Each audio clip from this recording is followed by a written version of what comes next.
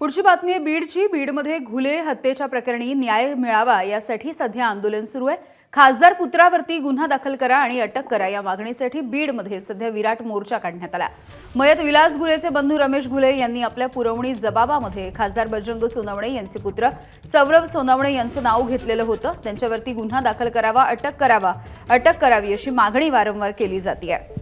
केज तालुक्यामधल्या टाकळी इथला तरुण विलास घुले याच्या हत्येच्या प्रकरणी आज बीडमध्ये जिल्हाधिकारी कार्यालयावरती हा विराट मोर्चा काढला जाताना दिसतो आहे। मोठ्या संख्येने टाकळीचे ग्रामस्थ आणि नागरिक हे सहभागी होत आहेत। आमच्या कुठल्याही मागण्यांकडे सरकारने आतापर्यंत लक्ष दिलं नाही आणि मी उपोषण केलं, माझ्या आईने देखील उपोषण केलं, मात्र या कशाचाही काहीही उपयोग झाला नाही असं देखील रमेश घुले यांनी म्हटलंय। आणि विलास घुले याच्या हत्येच्या प्रकरणी आता बीडमध्ये हा मोर्चा निघालेला आहे।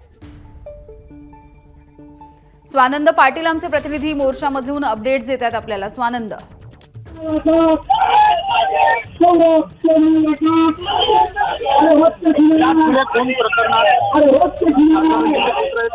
आरोपींना अटक करण्याच्या मागणीसाठी बीडमध्ये हा मोर्चा निघालेला आहे। स्वानंद, काय अधिकची माहिती, मोर्चाचे अपडेट्स?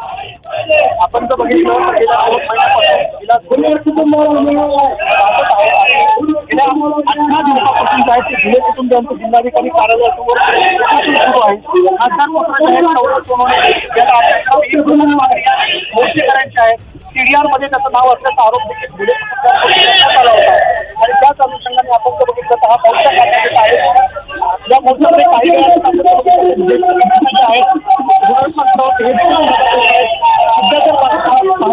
बीडच्या मुख्य मार्गावरून हा मोर्चा जात आहे। ओबीसी आंदोलन मंगेश सपाने या मोर्चामध्ये सहभागी झालेले आणि मोठ्या संख्येने हा मोर्चा जो आहे तो बीड जिल्हाधिकारी कार्यालयावर आणण्यात आहे। एबीपी माझा, उघडा डोळे बघा नीट।